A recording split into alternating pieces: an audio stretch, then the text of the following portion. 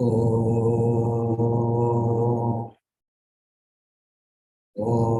Sahana Bhavatu Sahanau Bhunaktu Saha Viryankaravavahai Tejasvinavaditamastu ma Vidvishavahai. Om Shanti Shanti Shanti.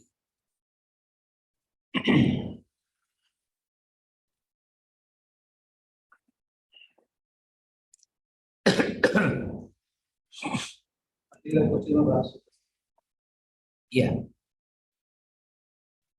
Come back. You had once told us in the class that everyone will start and to think about it. And you're unable to comprehend the same. I request you to explain the same. Say that. Yeah, say that again. You told us once to think that everyone is a star. Everyone is a star. STAR. Okay. And to think about it. I am unable to comprehend it. Okay. I request you to explain it. Now, what he is asking is a statement that was made in the class according to Rajsekhar. I didn't make that statement. He is saying I made that statement. So Rajsekhar says I made a statement. The statement is everybody is a star. I don't know. Statement that he is picking up is everybody is a star. You should think like that. What is the next statement? I am unable to comprehend the same. And he is unable to comprehend. So explain that. Rajsekhar, correct? Huh? This is what you are asking.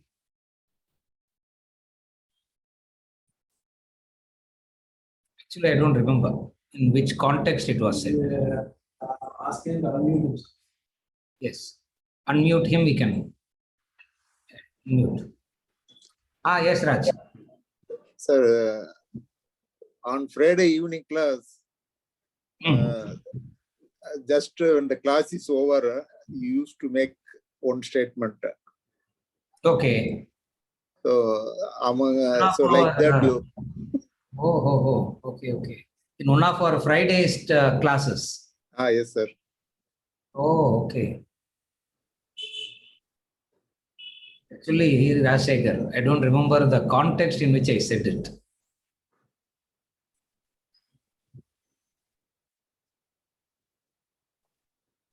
Bring some context reference, we will try and take it. I am not able to remember in what context I said it. Yes, try sir. and put some context. Yes, sir. We are referring to our Friday evening sessions, no? Yes, sir. Okay. Pre-COVID Friday sessions you are referring to, isn't it? Yes, sir. Okay. I even forgot we had those sessions.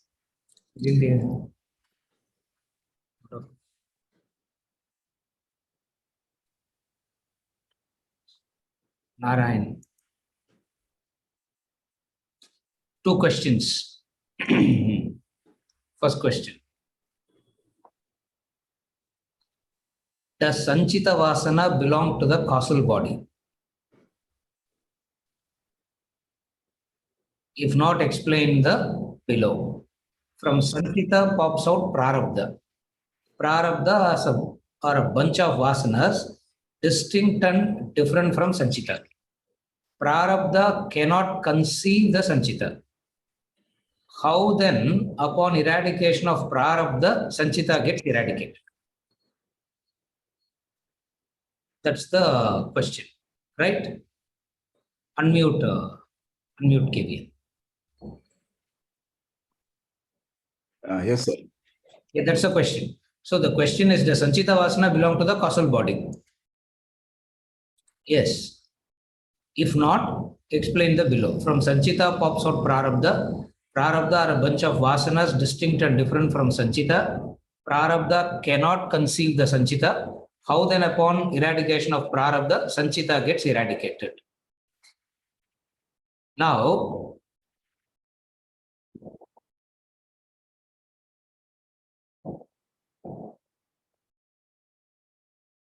Does Sanchita Vasana belong to the causal body? In a very loose way, you can say yes. But strictly speaking, we cannot say Sanchita Vasana belong to the causal body. Because causal body is, the definition of causal body is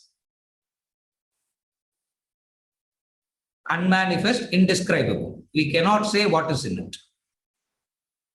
So causal body is the unmanifest form. Even though loosely we can say Sanchita Vasana, causal body are all one and the same, but strictly speaking, for understanding purposes in this classroom, let us segregate it very clearly.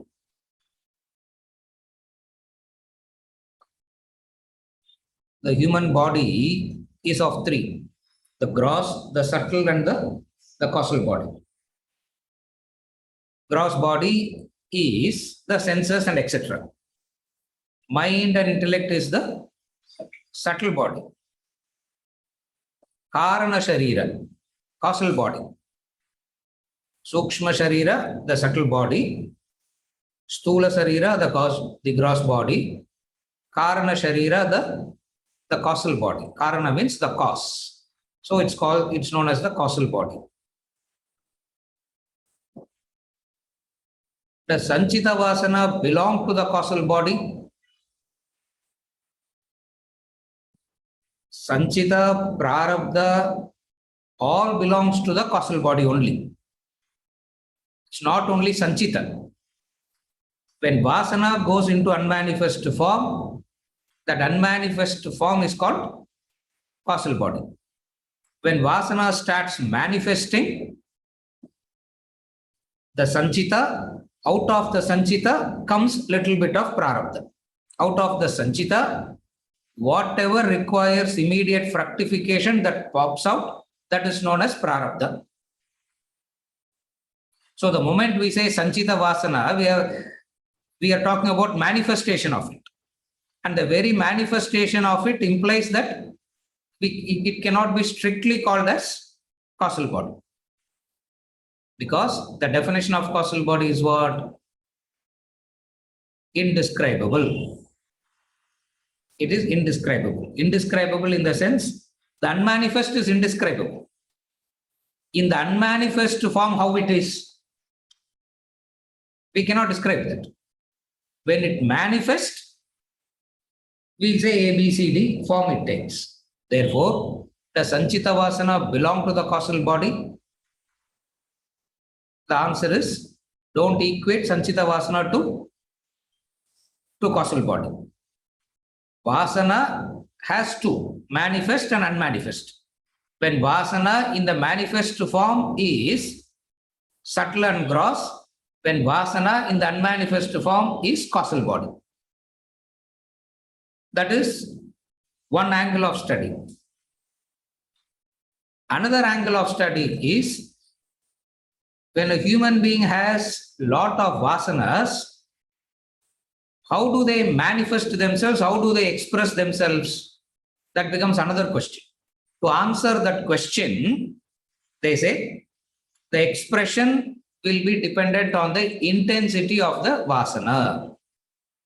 A human being has lots of vasanas and not all vasanas are intense, have an equal intensity. So the vasanas, when it starts manifesting, the most powerful would manifest first because of the sheer power, the pressure. Then it decreases in the order of intensity.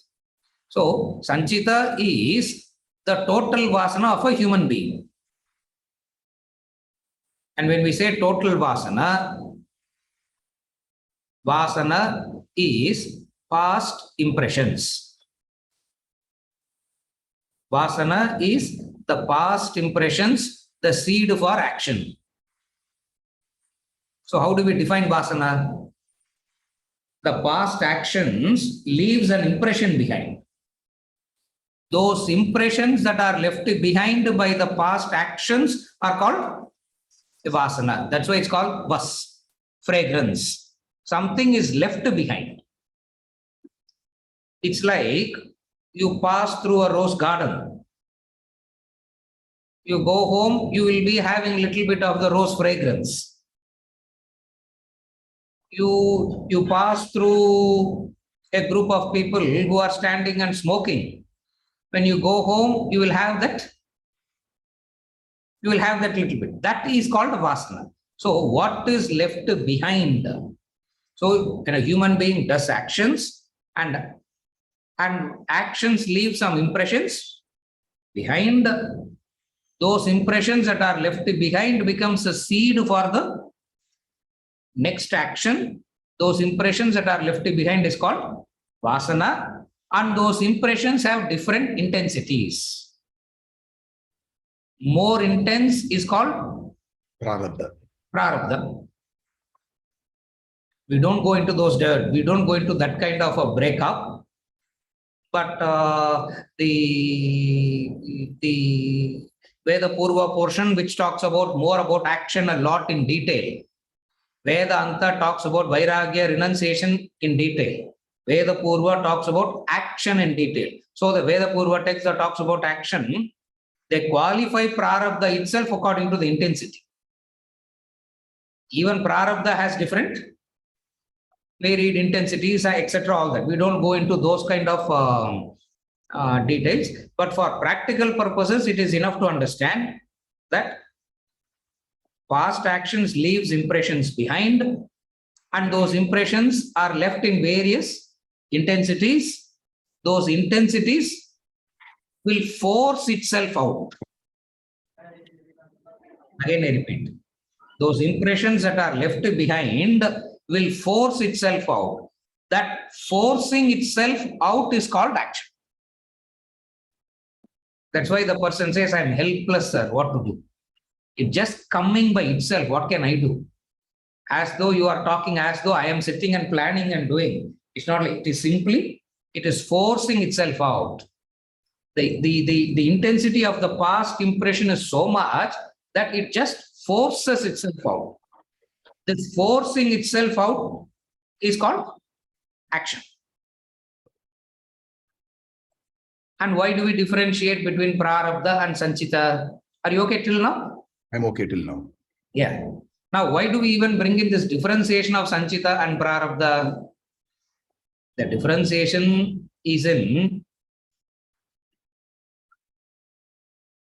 some impressions, knowledge has the power to wipe it away. Some impressions, experience alone can wipe it away. Again, I repeat. Some impressions, knowledge itself can wipe it away. Through knowledge and understanding, you can wipe it away. There are some impressions which cannot be wiped away by knowledge because it is so deep. Some action is required to wipe it away. And here what we mean by action is Vedanta guided action, not just any action. Just, okay, sir, oh, it means if I just go and indulge, will it get wiped out? No, no, vasanas will get more and more. More and more, the impression will become stronger and stronger. You will not get wiped out. So obviously what it means is Shastric guided experience. So there are some impressions. Most of the impressions that we gather can be wiped out by knowledge. Most of them, about 95% that we gather can be wiped out by knowledge because we have not supported it to become very strong. An impression is gathered. Unless you cooperate with it, it cannot become strong. This is where knowledge comes and protects us. Action leaves an impression behind. And how does that impression, we talked about varied intensities, no? From where did these varied intensities come? By your cooperation. You cooperated with it so much that the intensity became stronger and stronger and stronger. So what do you do now? With the aid of knowledge, you stop cooperating. With the support of the knowledge, you stop Cooperating. When you stop cooperating with the support of the knowledge, what happens? What all knowledge can eliminate, it will eliminate. There are a few that will be left behind, which necessarily has to be experienced. That which necessarily has to be experienced to get eliminated is called Prarabdha. How upon eradication of Prarabdha, Sanchita gets eradicated? No. Eradication of Prarabdha will not eradicate Sanchita. For Prarabdha is only a small bunch. Eradicating a small bunch will not eradicate the total. So what is a vasana? To put it in a simple way, a fragrance that is left behind after the action. The fragrance that is left behind after an action pops back in the mind. We are explaining the vasana formation now. You perform an action and it leaves an impression behind, and that impression pops back in the mind. When the impression pops back in the mind, you have a choice to dismiss it or cooperate with it. Most of the time, we just cooperate with it. We just go along with it. Because of our cooperation, it pops back again and again and again. That is how various intense vasanas are being created by our own selves. So with the aid of the knowledge, this process is reversed. Sanchita gets wiped out. Through knowledge alone, Sanchita will get wiped out. It is knowledge. You follow? Is it okay, Narayanji? Partly okay, sir. But now in the Prarabdha, there are suppose the vasana of doing a business, Yes. Sightseeing, Yes. doing some social service. Yes. That is in the Prarabdha. And suppose in Sanchita, there is a weak vasanas of going to the moon, Yes. becoming a sculptor, which are very faint, which are so the most prominent, which pops out is the one which are most prominent. Yes. But ones which are faint, how will we know that, and how will they be eradicated with the Prarabdha, in the state of Prarabdha? While being in the Prarabdha, Yes. what all, because out of 100 in Sanchita, 10 comes up some Prarabdha. 9 Yes. are still there. Yes. And there is no access to it. There is no knowledge about it. Yes. Correct. Now the question is, okay, the manifested vasanas, you know what to do, etc. Sanchita, we don't even know what it is. How to even eradicate that which we have no knowledge about? How can we say that it is eradicated about which that we have no knowledge about, because it is not yet manifested? Correct? Correct, sir. That's a question, no? Correct. Yeah. Now, for which how it gets eradicated is the continuous process of Shravana Manana and living a life of Karma Yoga. You are not feeding it anymore. A lifestyle is required. A specific lifestyle eradicates. What is a specific lifestyle? A specific lifestyle of Karma Yoga combined with Shravana Manana eradicates that. That's why we recommend this lifestyle. How does this lifestyle eradicate? That I'll explain now. Okay, this lifestyle eradicates. How? Vasana by nature will keep popping up. Will keep popping up. Every time it pops up, I need not be aware of all that is popping up for me to eradicate it. That's how knowledge eradicates. How knowledge eradicates is, I need not worry about what all is popping up. Through knowledge, I go to the very root of the vasana itself. Through knowledge, I go to the very, by knowledge, I go to the very root itself.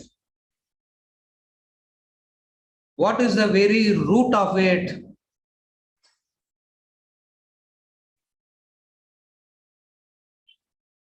Isavasya Upanishad says it very beautifully.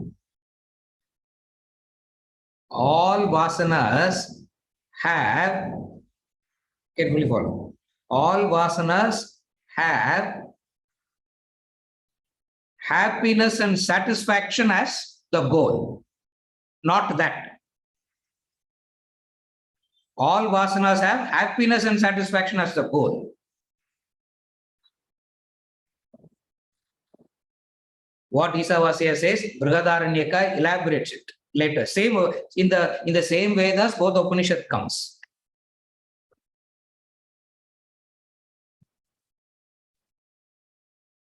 In the Brihadaranyaka Upanishad, we have seen the husband is not dear for the sake of the husband, but for the sake of the self in the husband.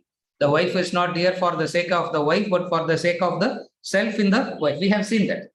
It means what? Thoughts popping up, running towards objects and beings have one thing in common. Identify that and eliminate that, everything goes out. Is the formula. Again, I repeat. Thoughts popping up, going to various objects and beings have only one thing in common. What is that one thing in common? If I can find out and eliminate, all thoughts gets eliminated. That is the knowledge method of eliminating the vasana. That's why we say this method alone works. Why? Because this is the method by which you go to the root and eliminate. What is it that it goes? What is the root? The root is this.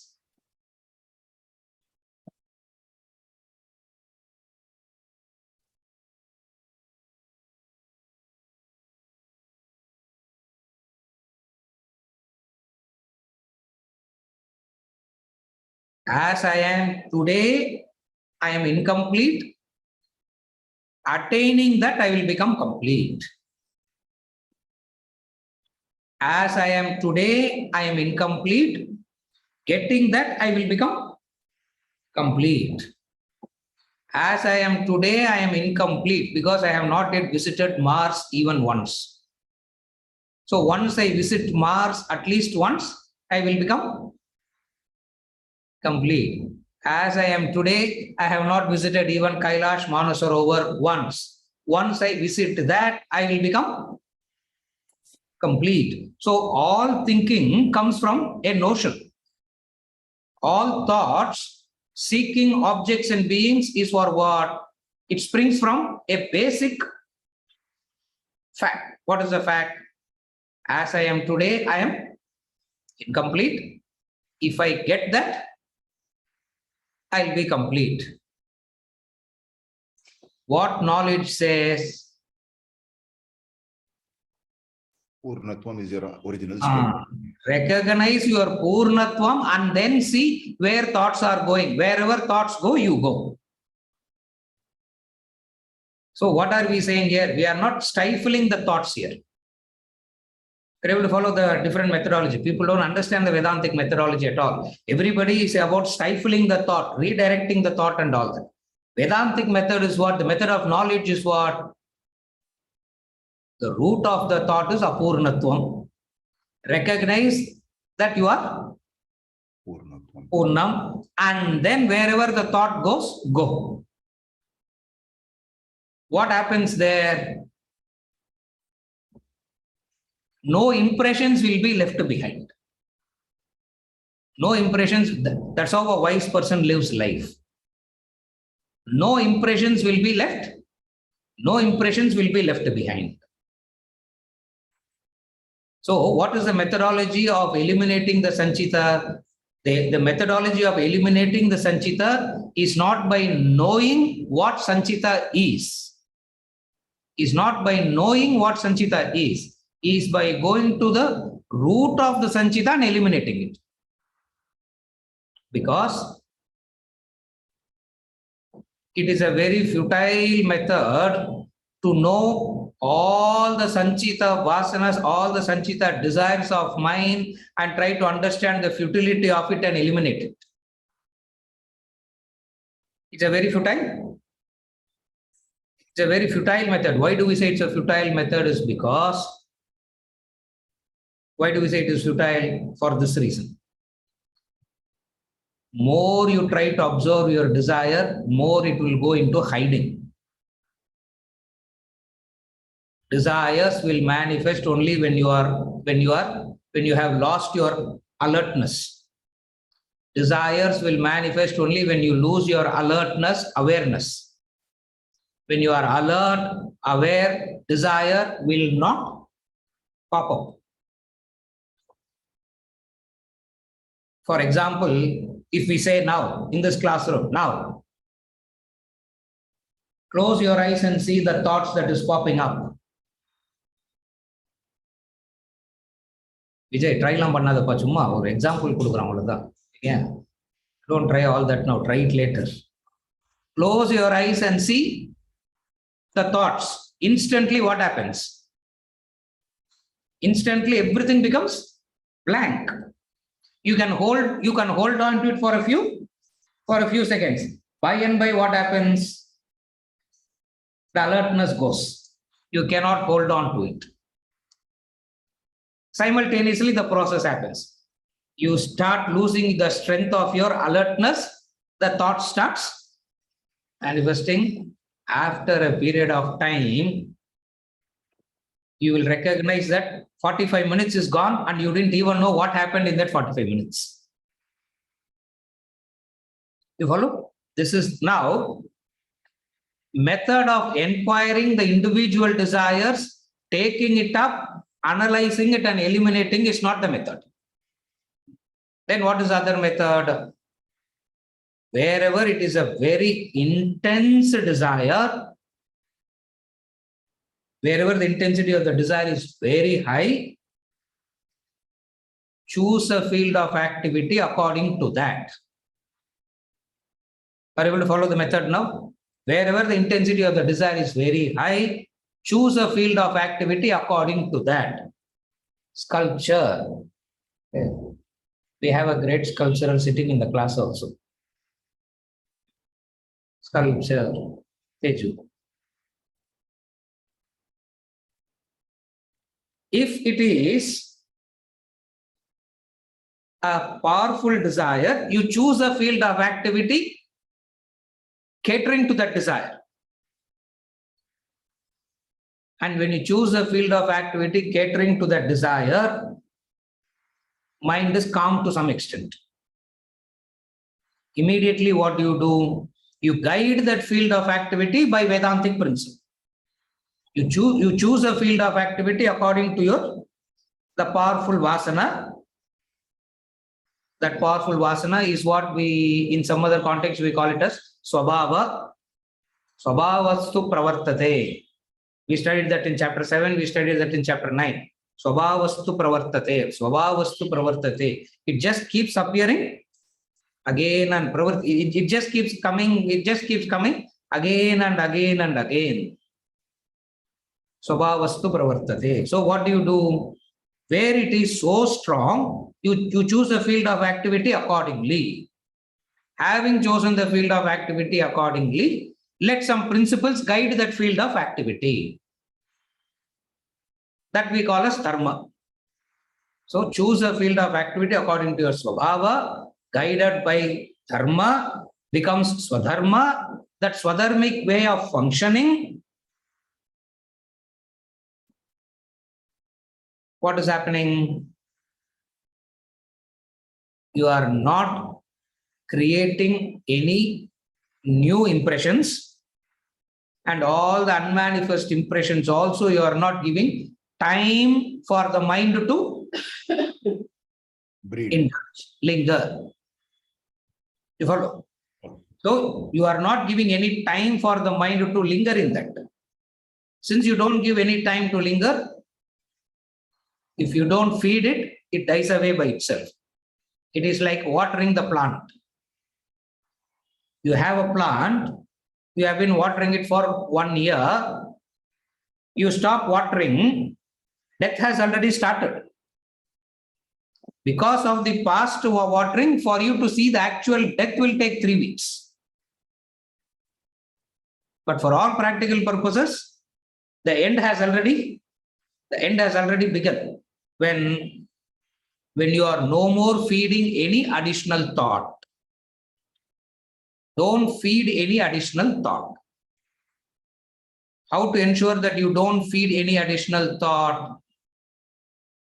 The Karma Yoga lifestyle. The Karma Yoga lifestyle is keeping you so occupied that you don't have any Karma Yoga lifestyle. That is how knowledge eradicates the Sanchita. In the process, Prarabdha intensity is reducing. How can you say the Prarabdha intensity is reducing? Because you have started to act in the field of activity. Because you have started to act in that particular field, Prarabdha also starts. Intensity of the Prarabdha also starts reducing. This is the method by which vasanas gets eradicated. So we need not know the actual list of vasanas to understand how everything gets eradicated. Follow. Sanchita, is it okay? Okay. Did I help you? Yeah, very much. Yeah, a bit technical, but not difficult to comprehend. If you have sequentialized it like this. What happens is each and everything will be so randomly spoken about in one area, it gets confusing at some point of time to connect. Is it okay, the first question? I'm okay. Yeah. I'm just pausing for anything on this particular thing. Yes, sir. So if the intensity is not that high, Yes, sir. there are small things that we chase. Yes, So I apply the same methodology, knock off those thoughts. yes. Yeah, the question that Aparna is asking is, where those intensities are not that, That high. That but high. I still chase small things. yes, but I still keep chasing small things. Do I use the same method and eliminate it? When the intensity is not strong, apply the methodology of futility. Don't apply the method of futility where the intensity is less. Take to that field of activity where the intensity is more. Understand it like that. You follow?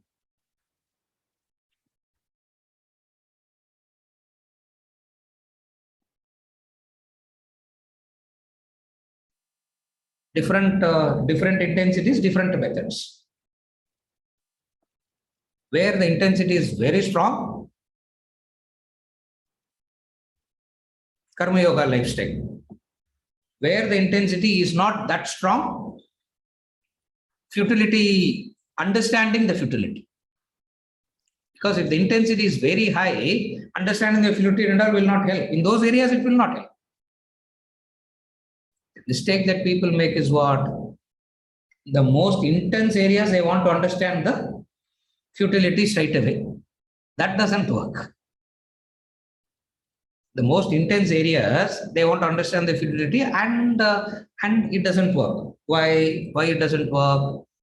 Because the effort required is more. The effort required is more. Little bit of effort and all doesn't.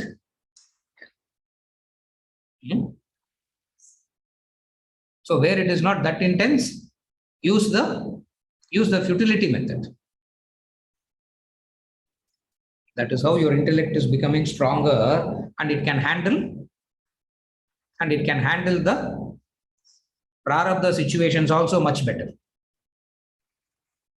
That's how you strengthen your intellect. That's why we say wherever it is less intense, fully understand the Futility method. Vedanta advises only two methods. The method of futility, the method of action. Method of futility is called sannyasa. Method of futility, the method of action is called karma yoga. These are the two methods. There is no third method.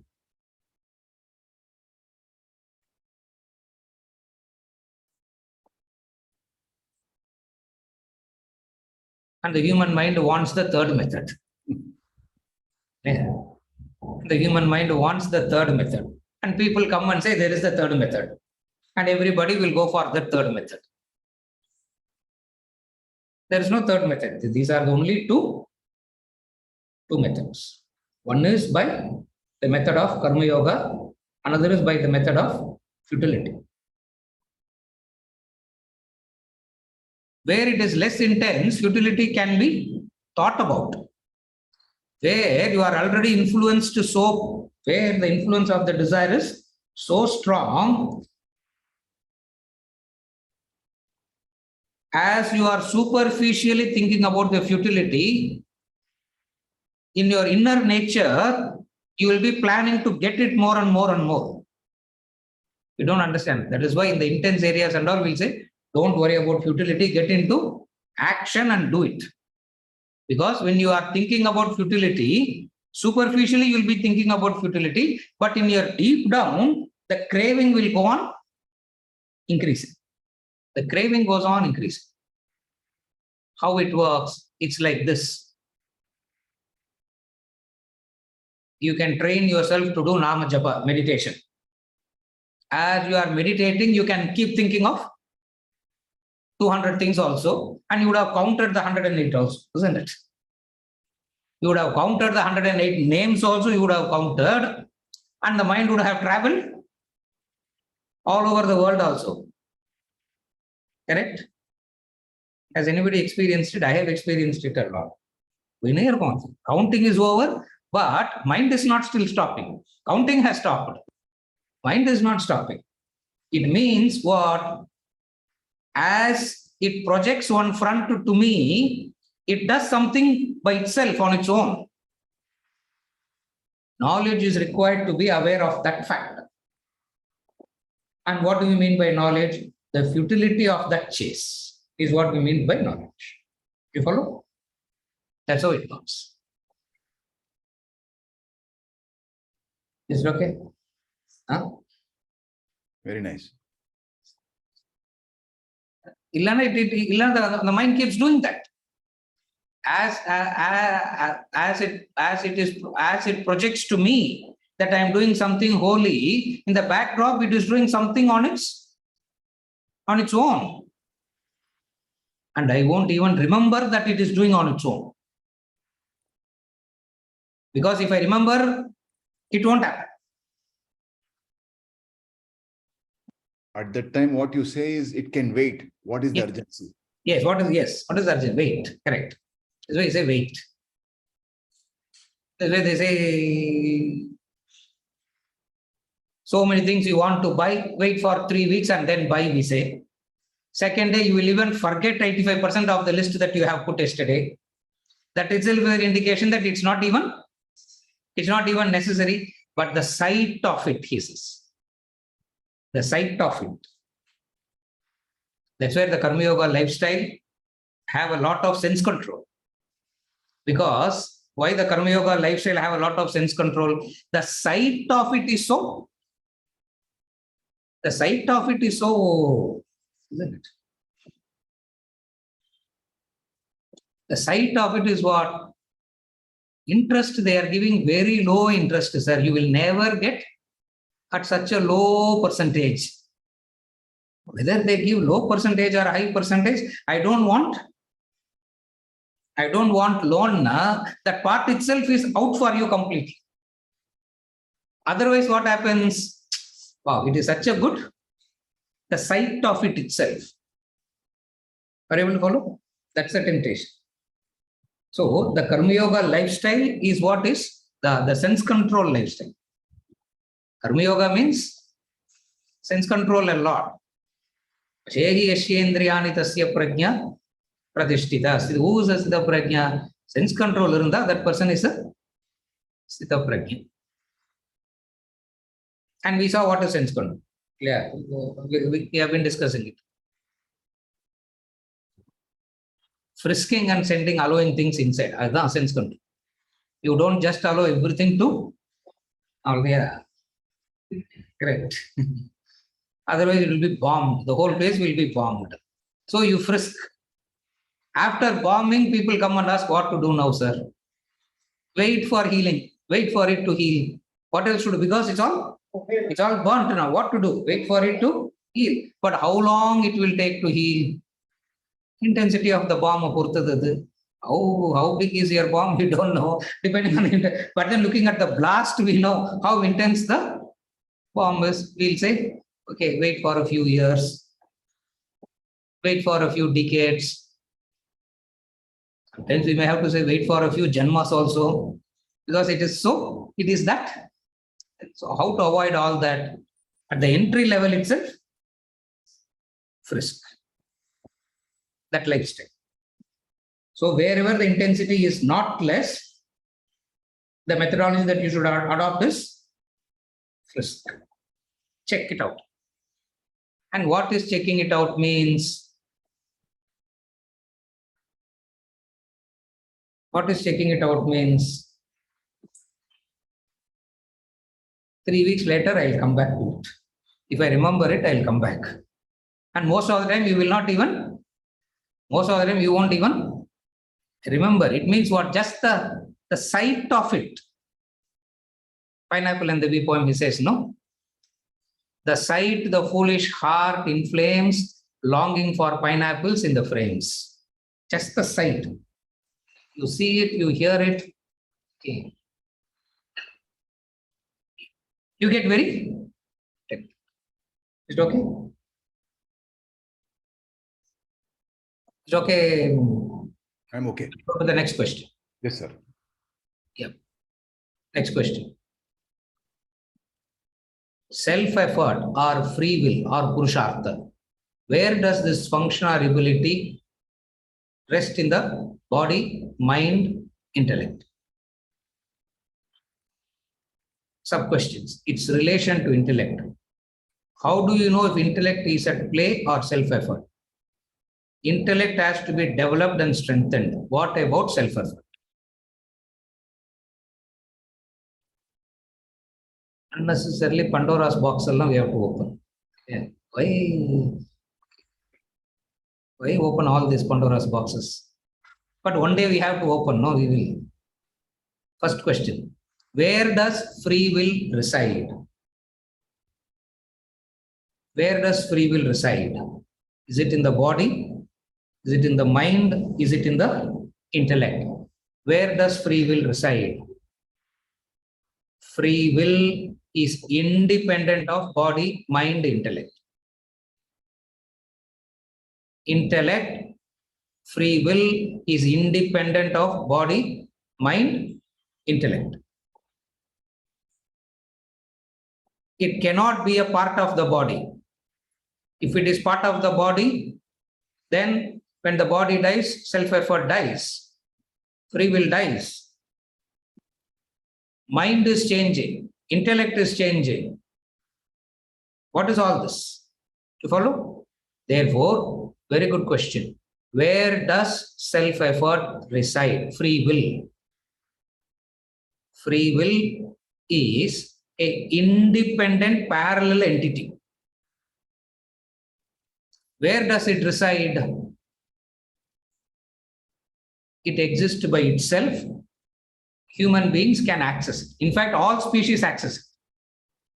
Other species accessing it is very limited. Human beings has unlimited access.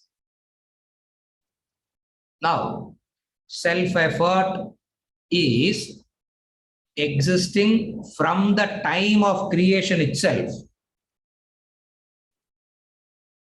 Self-effort exists at the time of creation itself, and all species has free will.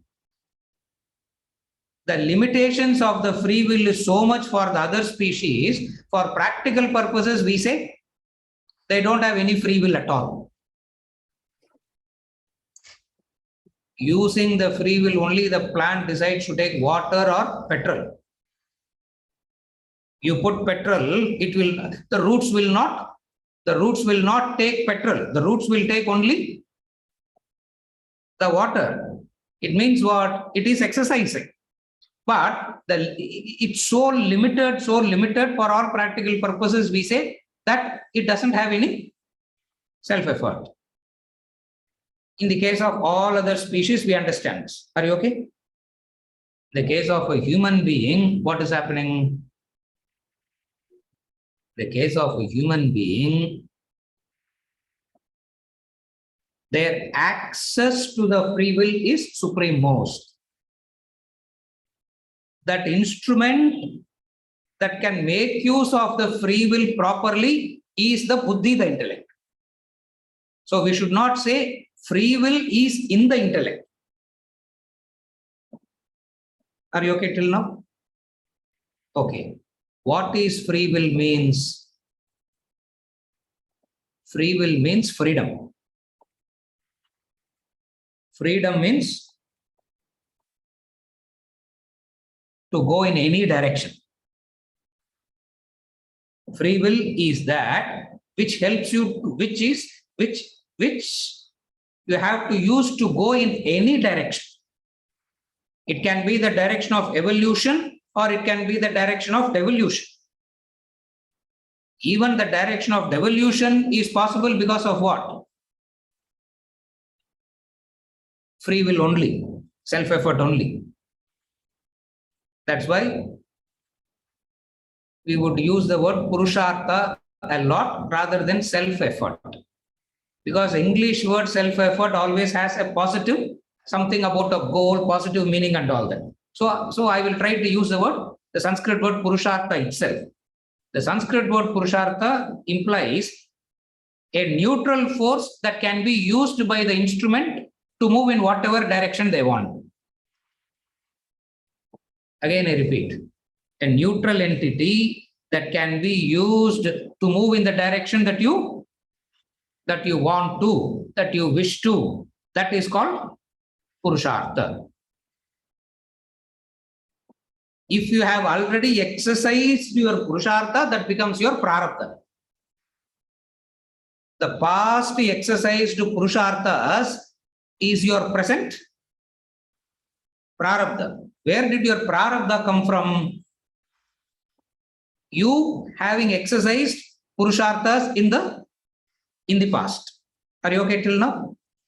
I'm trying to keep it in a very sequential way that we can follow. We will follow.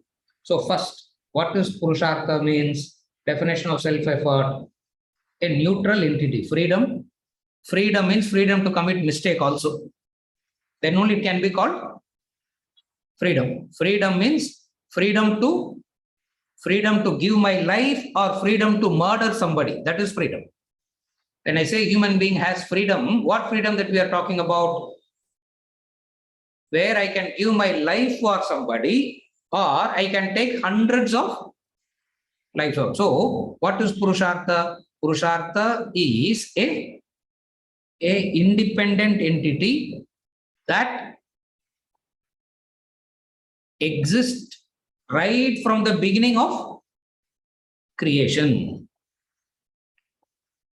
Human beings has this instrument intellect which can make the supreme most positive use of Purushartha.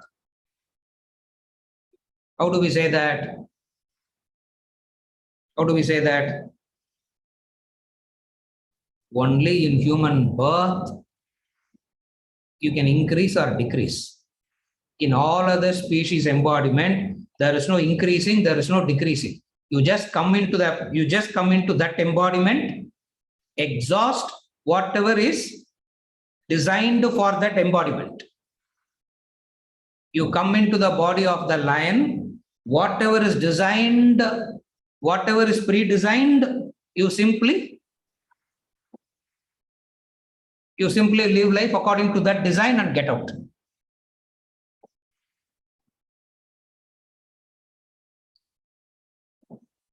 இதுக்கு பேர் தான் artificial intelligence. This is nature's artificial intelligence. You don't do anything. You just come in, pre-programmed, exist according to that pre-program, and then move out. In the case of a human being, the intellect, the instrument intellect has a unique ability to have access to this self-effort. What is the unique access? To increase the vasana or decrease the vasana. That is the uniqueness.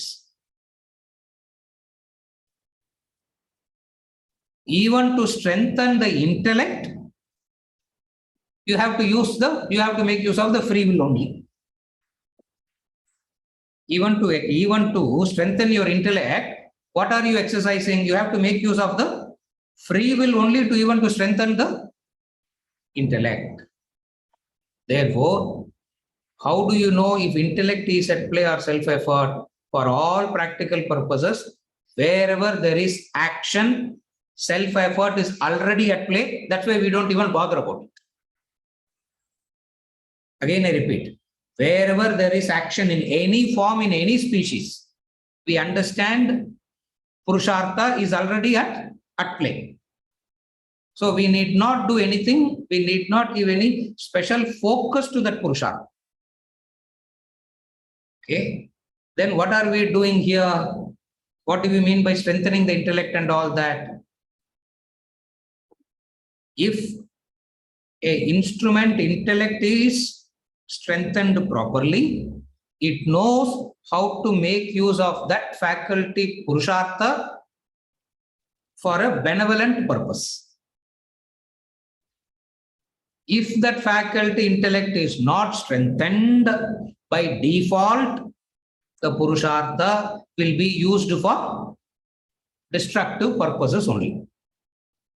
Again, I repeat, if the knowledge is not guiding it, self-effort by default will become destructive by nature. And in Vedantic language, destruction means Punarjanma is destruction.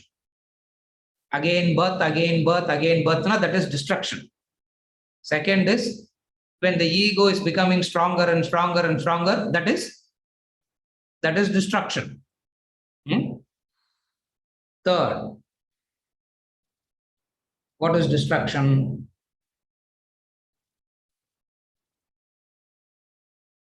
When you start saying lies, it is destruction. Poi solla arambicha, destruction start. Correct? Anshu, poi means lie. What is the Hindi word for, what is the Hindi word? Jhuta. Jhuta. I don't know. And my Hindi also will look like Tamil only. My English will look like Tamil. My English will look like Tamil. My German also look like Tamil. Only Sanskrit is somehow, I think it's Jhut.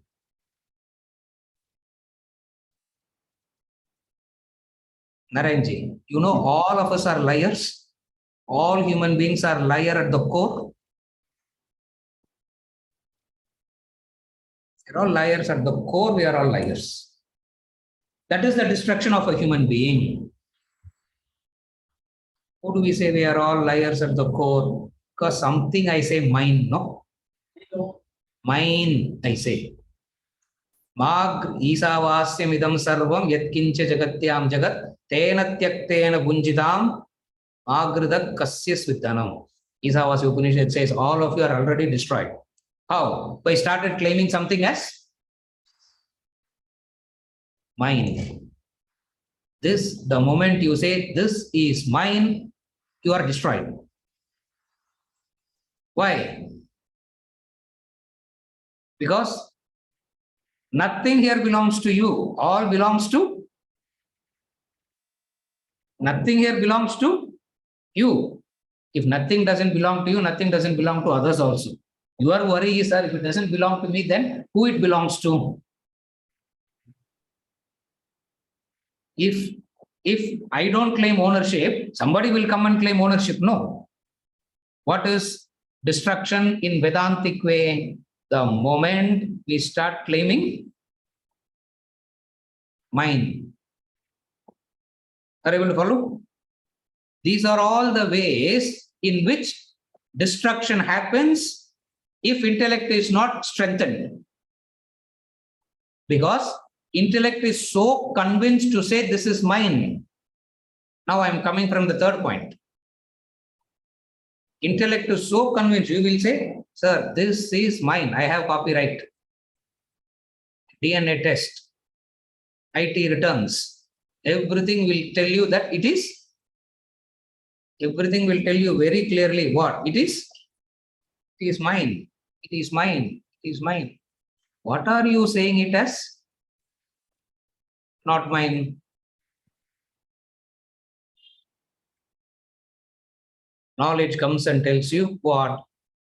Don't say things as the destruction. The moment you say something as mine, what happens? The moment you say something as mine, instantly something is not yours. Instantly it happens. If you say something is mine, instantly something is not yours. That which is not yours somehow has to be made mine. First you segregate, and then something will be as not mine. The moment something is not mine, that something that is not mine, somehow it has to be made into mine. Action starts. You start acting in the direction of trying to make it mine. That is called accumulation. That is called accumulation. You follow? How intellect strengthens through the knowledge, intellect is strengthened, as a result of which what happens? I'm saying how intellect makes use of Purushartha.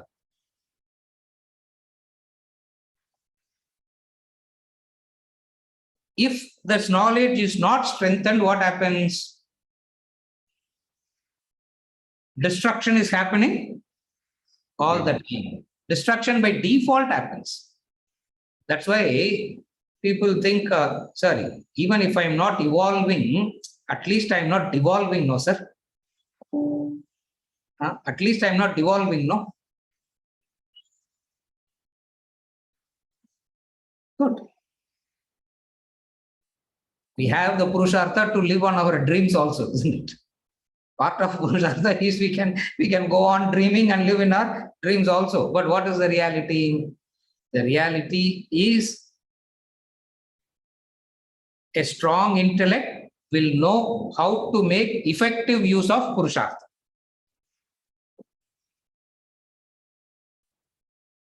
How do you know if it is intellect at play or self-effort? Wherever there is action happening, that is effort. Purushartha is at play there. Maybe a sapling growing, or a fish swimming, or a bird flying, or a human being talking. Effort is at play, all there. That's why it is on continuous. It's a continuous movement. Since it is a continuous movement, effort is at Purushartha is at play by default anyway. In other species, it takes a different angle. In the human species, it can take a different angle. What is its relation to intellect? Its relation to intellect is this. It can aid the intellect to evolve or devolve. Or that is the relation of Purushartha to body, mind, intellect itself. It either evolves or devolves. What is meant by evolution? Getting closer to the self. What is meant by devolution? Moving away from the self. to whatever extent you move away, you have to come back. No, that much of distance you have to travel back. You cannot escape. If I drive 600 kilometers away from Chennai to have to come back to Chennai, I have to cover the distance back. I cannot escape the distance. So don't travel far away. Don't travel too much. That is the relation. So to summarize it, where does Purushartha reside? It resides independent of any instrument. Technically, it resides independent of all instruments.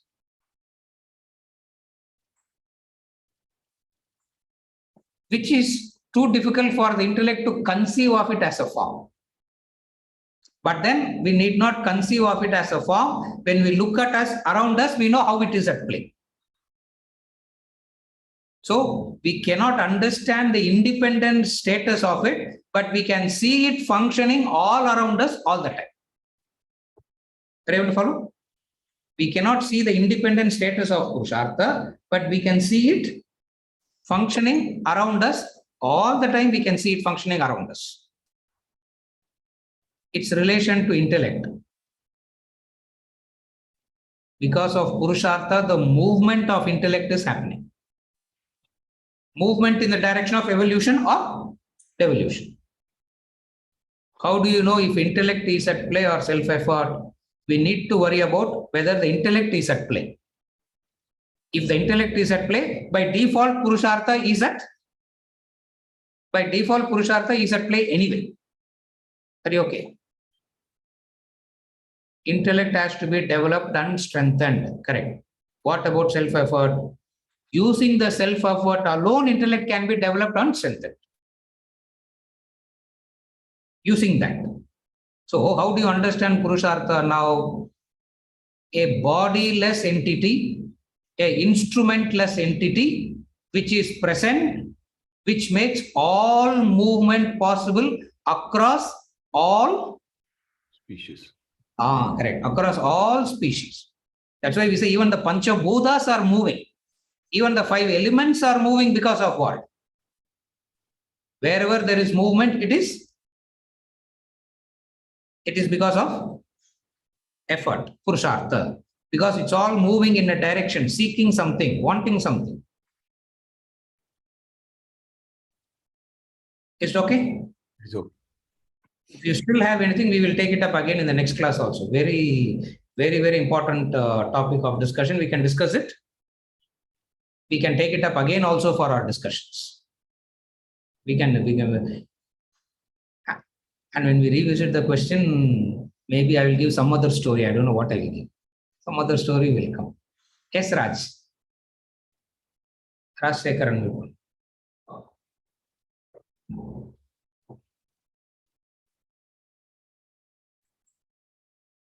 Wait, Raj, 1 second. We are, yes.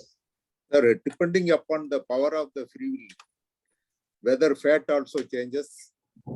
For example, Depending upon the power of the self-effort, the fate changes.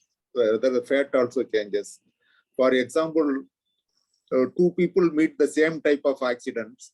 Yes. One puts the efforts, do the exercise and come out. Yes. Other things, he is not making efforts. Yes. And not taking negativity. Yes. And, correct. Yes.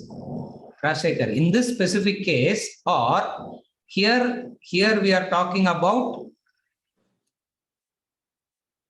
not Purushartha as in the concept of Purushartha that we are discussing. In the example that you brought in, we will not discuss Purushartha from that angle in the example that you brought in. In the example that you brought in, or all life-related situations like this, we will always say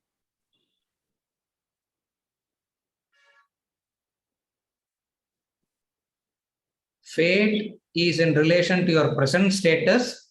Effort is to change your tomorrow. Remember that. Effort is to change your